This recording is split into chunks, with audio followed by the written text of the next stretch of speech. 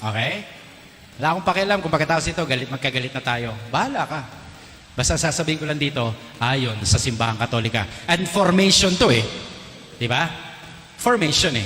You have to be formed, you have to be informed. So, we invited the enemy in. By way of what? First, because you have been consulting occult people. Sino yung mga yon? Marami sa inyo palagay ko, ang kumonsulta na sa albularyo, mangtatawas, manghuhula, feng shui master, mga ganyan. And this is no laughing matter. Sapagkat kapag kumonsulta ka na sa mga taong ito, open ka na sa affliction ng diablo.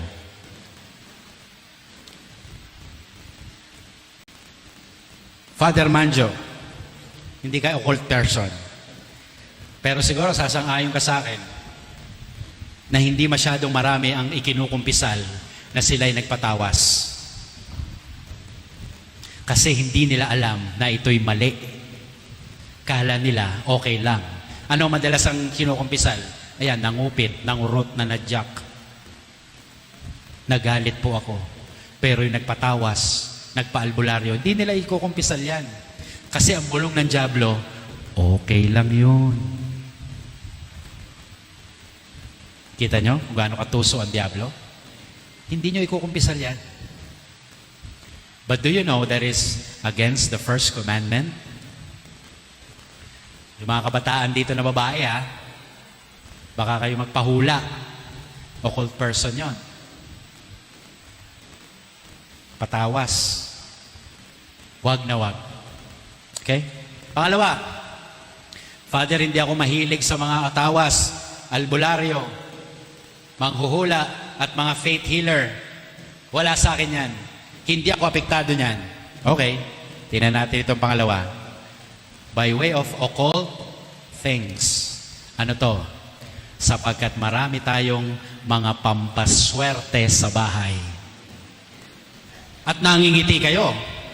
Sakit naman nun. Meron na, nangiti ka pa. Eh masama yun. Check nyo bahay nyo ha. At hindi ako nagbibiro. Ayoko na maraming pasyente. At madalas, kaya pala may ganon, mahilig sa pampaswerte. Mahilig sa mga elepanting nakatingala. Mahilig sa mga palakang may kagat ng coin at mga pusang kumakaway.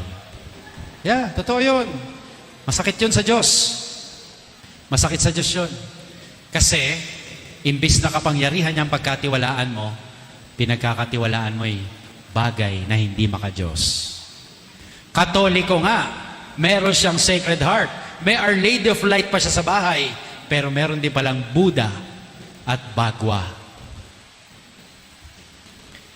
Ano yung mga lucky charms mo na tinuturing? Masama yan. Yung mga energy stones. Ano ba yun? Himalayan salt. Wow. Try not to laugh at this, especially if you have this. Kabahan ka na. Sapagkat nagbukas ka na ng pinto sa kalaban. Tanggalin mo na, kapatid. Surrender mo sa akin, lalo kung mahal yan. Ako nang bahalang magbenta.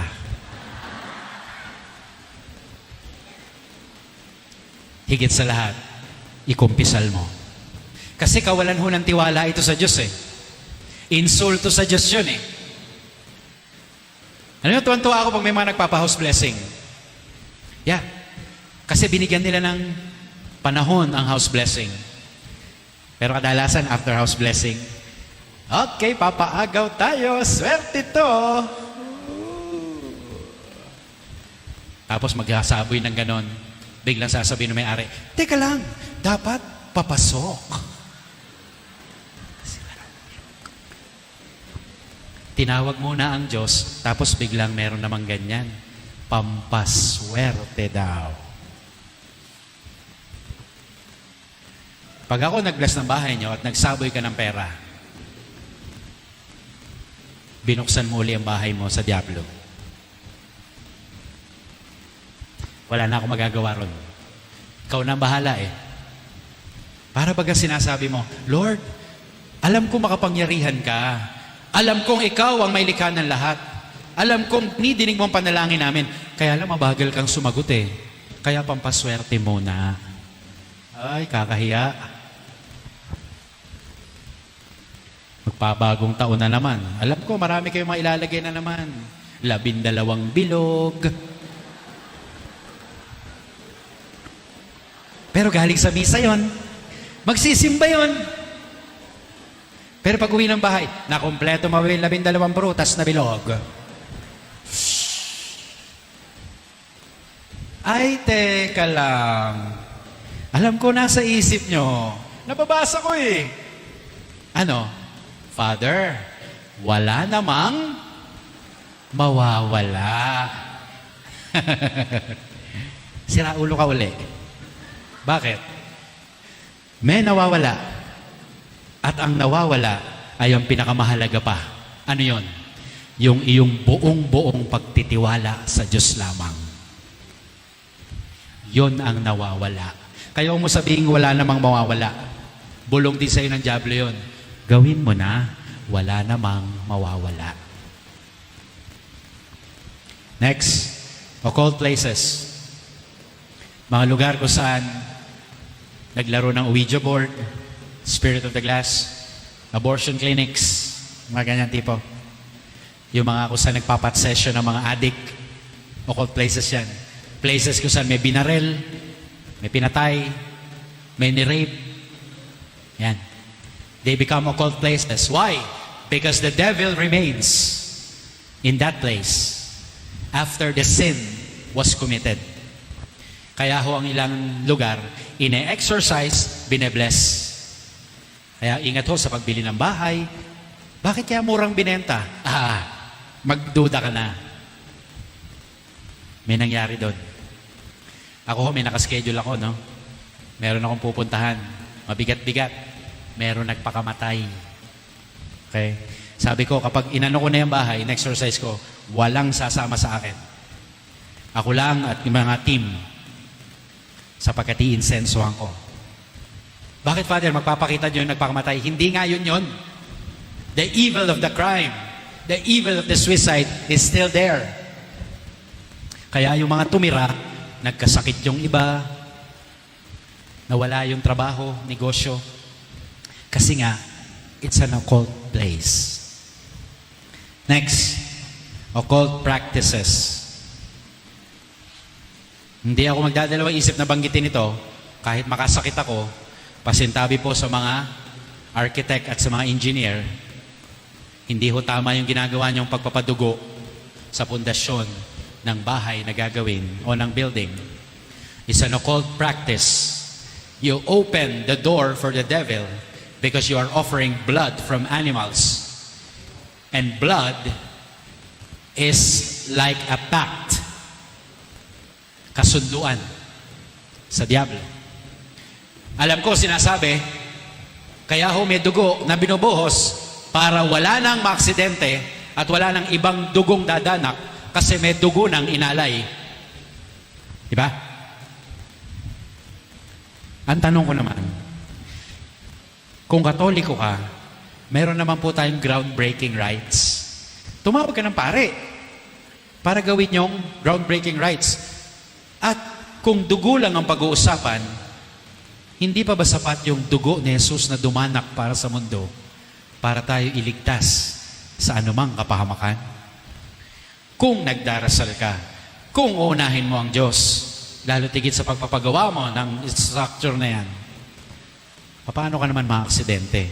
Protektado ka ng Panginoon. Occult practices. Bahagi rin po ng occult practice yung mga pagpapasaboy at isa pa yung pagpapaputok kapag bagong taon. Yan. By the way, bakit daw nagpapaputok pa bagong taon? Para? Ano no? Para palayasin ang?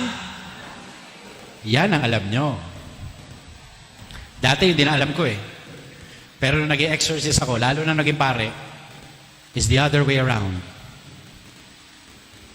In lighting firecrackers and having this occult practice, you attract more demons into your home and into your life. Kasi, naniwala ka na sa practice na yon. That becomes occult. Tsaka logic lang. Di ba sabi mo kaya ka nagpaputok para umalis sa masamang spirito? Eh nagpapaputok ka sa labas ng bahay. Saan pupunta? Kali sa loob. Kaya sa December 31, sa loob ka ng bahay magpaputok. Pag kayo nasunugan, huwag nyo kong sisisihin, ha? Pero did you get the point? And finally, we invited the enemy in by way of occult beliefs. In short, at siguro mas makaka-relate kayo pag sinabi kong pamahiin. Ay, nako, kadaming ganyan sa Pinoy. Pustahan tayo, kapag nagbigay ako ng example, ngingiti uli kayo. Kasi hindi nyo pa nare-realize kung gaano kabigat ito, lalo tigit laban sa unang utos ng Diyos. Anong mga pamahiin? Dami. Ikot ang plato pag aalis siya. Tingnan nyo, tumawa pa nga kayo. Tanong, ano ba mas malakas? Espiritu Santo o inikot na plato? Ano po? Inikot na plato? Bakit may ikot yung plato? Eh di pagdasal mo, na wala mangyari. Di ba? Ano naman kinalaman ng inikot na plato sa kaligtasan ng mahal mo sa buhay na umalis? Sabihin mo kay Our Lady of Peace and Good Voyage, gabayan niyo siya nang siya'y makarating uli sa bahay ng masaya at mapayapa. Hindi yung plato. Walang gagawin yon. Okay? Ano pa? Huwag daw siyang pagliligpitan kaya siya hindi makapag-asawa. Tanggapin mo na, pangit ka talaga. Joke. Joke lang. Okay? Hindi naman totoo yun eh. Lalo pag may namatay, no? Sure ball to. Ang dami, meron tayong burulan dito. Nako, baka nga sa dinami-dami na rin ang pinuntahan ni Father Manjo na patay, wala pang naghatid sa kanya sa sasakyan. Di ba? Kasi bawal daw maghatid. Bawal kumuha ng pagkain galing sa burol. Alam nyo, kaya lang po bawal magdala ng pagkain galing sa burol. Marami pang dadating. Huwag kang kumuha dyan at mag-uwi. 5 araw pa ibuburol. Pero dami nating pamahiin. No? Halimbawa, nanggaling kayo doon, meron kayong binisita. Pustahan, dadaan muna kayo sa McDo. Bakit? Alam nyo? Pagpag. Mga kapatid, superstitions, occult beliefs, go against the first commandment. Well, hindi ko ma-check kung pagkatapos nito ay iiwasan nyo na ang mga pamahiin. Pero bahala po kayo. Pero sana ikumpisal nyo. Sapagkat hindi totoo mga pamahiin na yan.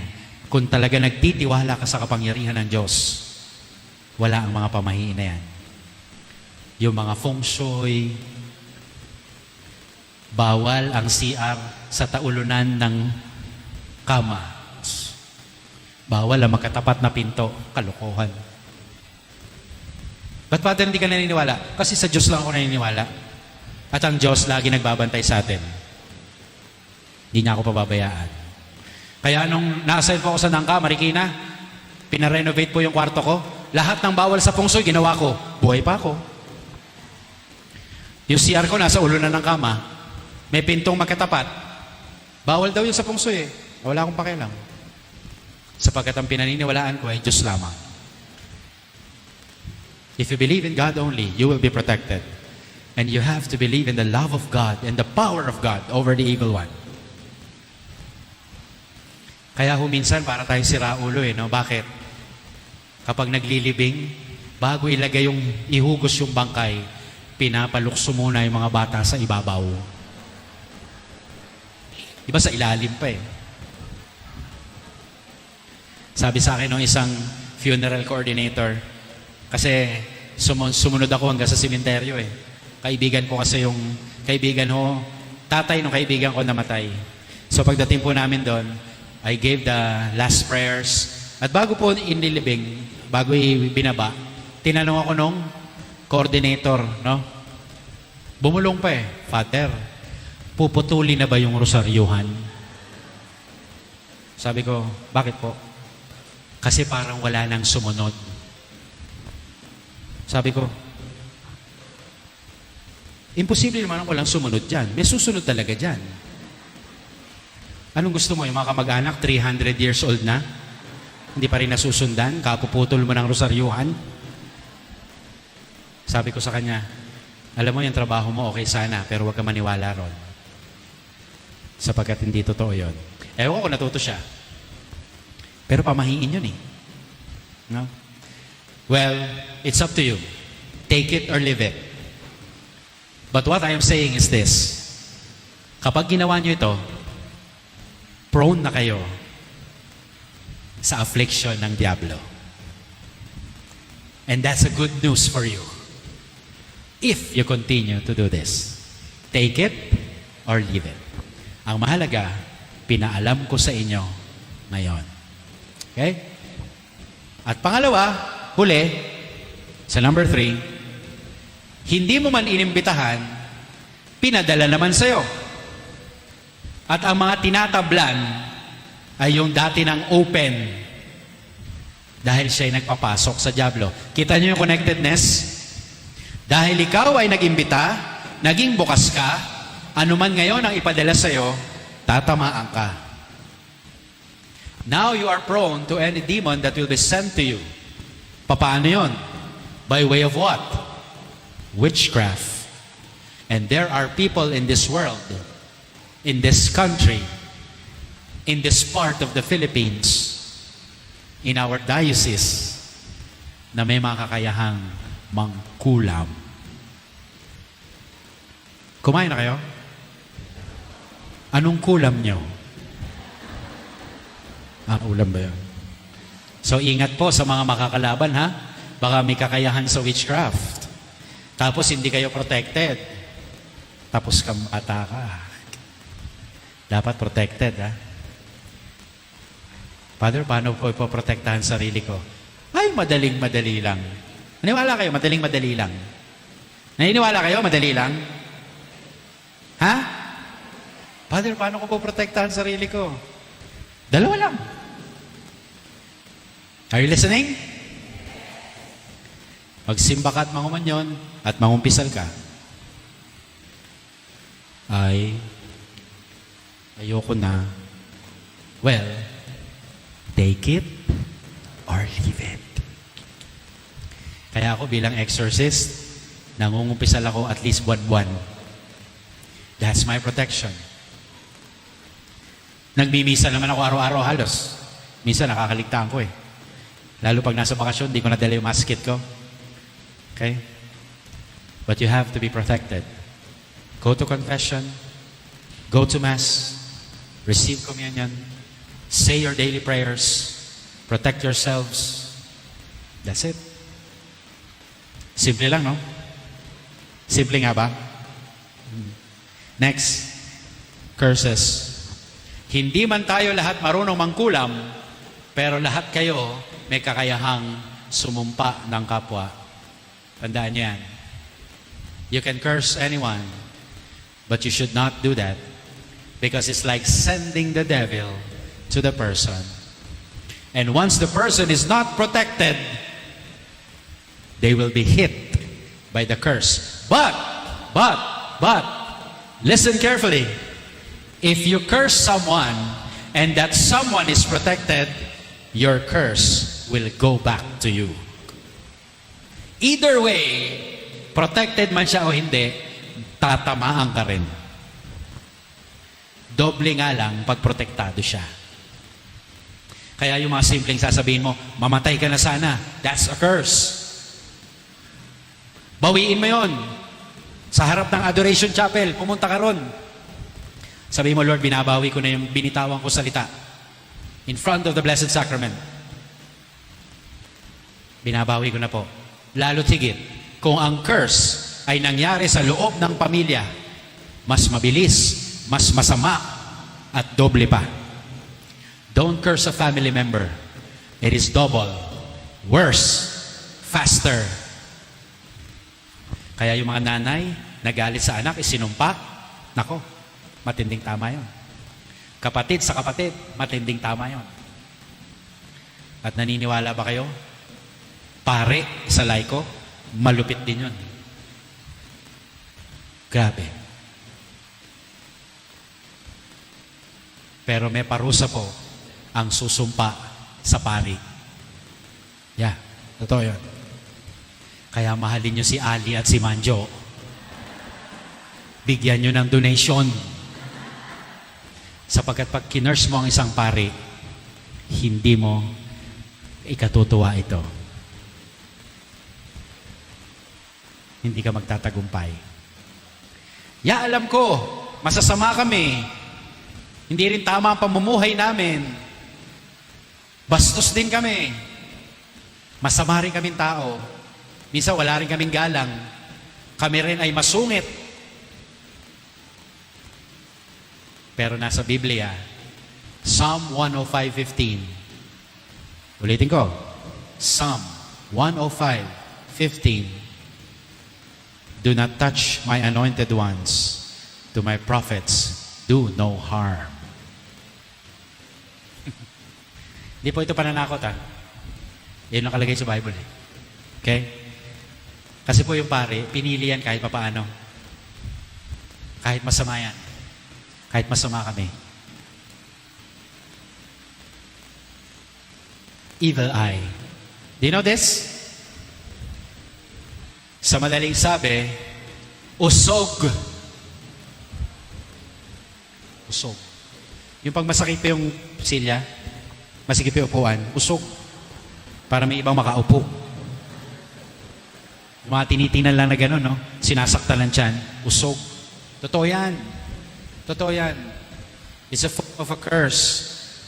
But in the form of a, para bagang evil spirit being sent to the person. Evil eye.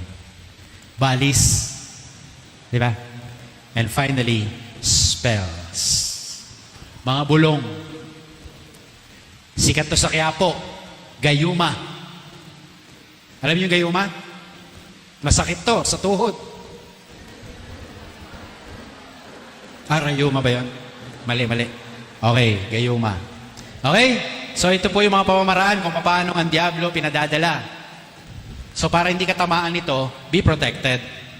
Sinabi ko na naman kung ano yung protection, di ba? Pananalangin, pangungumpisal, pagsisimba, pangungumunyon, tsaka maging mabait ka sa kapwa. Okay? Hindi ka tatablan. Pag tinablan ka, baka kasi kung ano ginagawa mo. Now, tapusin na natin. Hindi na ako aabot ng 12. Sino makakampi? Kailangan malaman nyo ang mga tatakbuhan natin sa spiritual warfare na ito para alam nyo kung sino ang ating mga talagang pwede maging pananggalang laban sa kalaban. Of course, unang-una na sa lahat, yung commander natin sa laban na ito, no other than Jesus Christ. Okay? Our Master. The name of Jesus, so powerful, right? Amen? Okay. Next, I promise myself that I will never fight the devil again without this. Inom lang.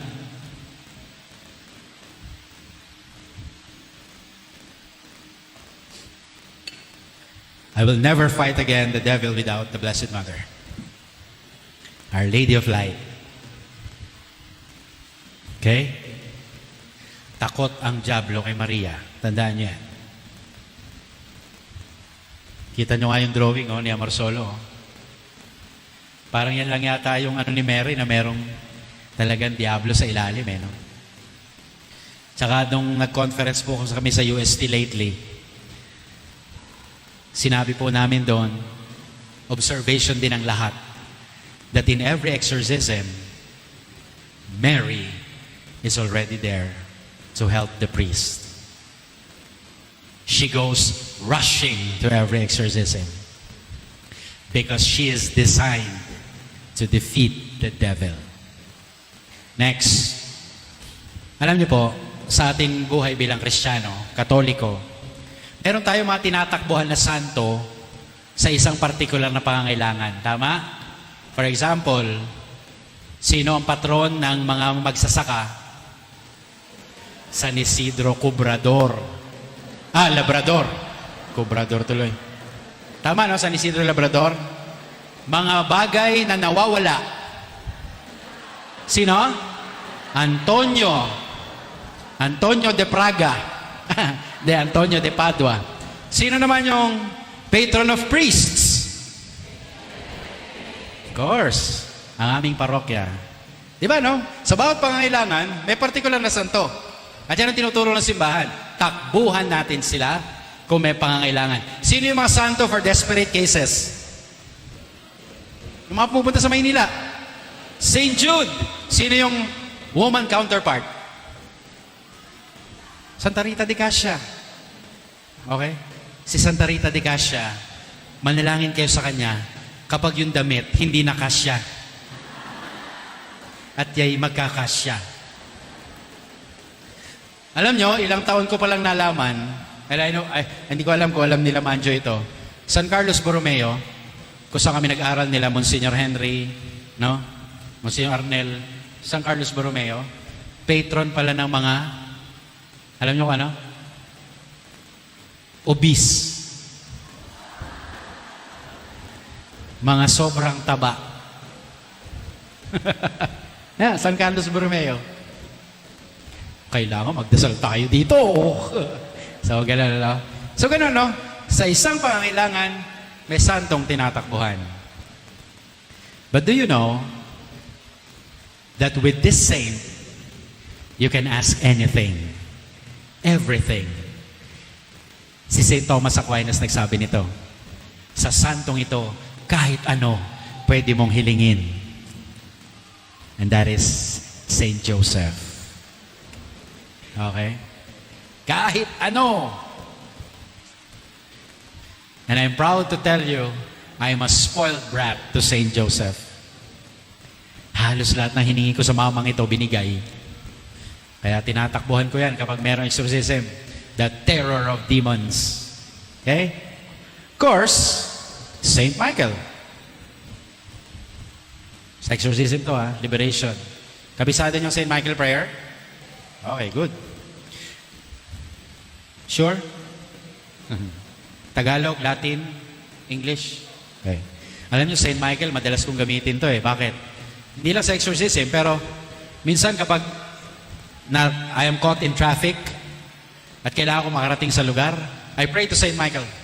At alam niyo, parang hinahawi ang daan. Wow. Pagdating ko sa lugar, wala pang tao. Hindi pa na dun. Mali. Alam niyo, may nangyari ng ganun Nag-usap kami ni Father Rock. Pare, dito yung exorcism. Sabi ko, sige pare, punta na lang ako dyan. Tanda-tanda ko yun ang usapan. No? Ngayon, pumunta ngayon ako doon sa lugar kung saan nag-usap. Nagtataka ako, walang traffic. Usually, natatraffic ako Tsaka may aberya. Sabi ko, napaka-smooth naman. Alam niyo kung bakit? Ang huli palang usapan, doon sa parish ko. Si Rock nandun. Ako umalis. Sabi ko, Pards, ba't nandiyan ka? Dito usapan natin Sabi ko, ginulo na naman tayo ako. No? So, bumalik ako, doon na nagka-aberya. But with the help of St. Michael, nakaraos naman. Sino pa? Kilala niyo yan. Lakas niyan. Sino pa? Siyempre. Huwag niyo kakalimutan yan. Terror din yan ng demonyo. Isa pa, Gemma Galgani. Hindi ko alam kung kilala niyo to. I-search ninyo, matindi yan. Okay? Binibigay ko na lang Hindi ko naman kailangan sabihin ng buhay nila Catherine of Siena. Lalo na ito, Teresa of Avila. Anthony of the Desert, parokya sa Town and Country, bago, kay Father Roy Crucero. San Antonio Abad, siya yun. Ito, favorite ko. Of course, Benedict. Benedictine medal, sino may suot? Good. Lulukin nyo. At sabihin nyo, Darna. Saint Benedict, malakas to. Matindi yan. Sino pa at pwede pa nating lapitan? Eto, guardian angels nyo. Huwag nyo kakalimutan yung dasal. We all have our own guardian angels, right? Run to him. Run to her. Kung sino pa man yan. They are more than willing to help us than for us to ask for their help. Sino pa? Yan. Ano ibig sabihin nito? Kung meron kang sariling patron saint na hindi ko nabanggit dito, malakas yun para sa'yo. Ibig sabihin, para sa'yo. Maaari hindi siya malakas sa akin, pero sa'yo, na may debosyon sa Kanya, kahit hindi ko po nabanggit dito, at least particular yun na malakas sa'yo. Alam niyo po si Father Gabriel Amorth, exorcist ng Vatican, kapag tinatawag daw niya si Saint Michael, parang walang effect yung exorcism. Pero pag si Saint Gabriel na, mabilis. Kasi pangalan niya, Gabriel. Get the point? So if you are praying to Saint Therese of the Child Jesus, if you are praying to Saint Anthony of Padua, if you are praying to Saint Lorenzo Ruiz, don't stop your devotion because there are your warriors for spiritual warfare. Diba, may iba kayong mga santo na hindi ko binanggit? Santa Filomena. Ay, matindi rin yan. Okay? Kaya huwag nyo ititigil ang pananalangin sa kanila. Sino pa ako santo nyo? Santa Mesa. Patampaan nun. Mga bata, Santa Claus. Sino ba?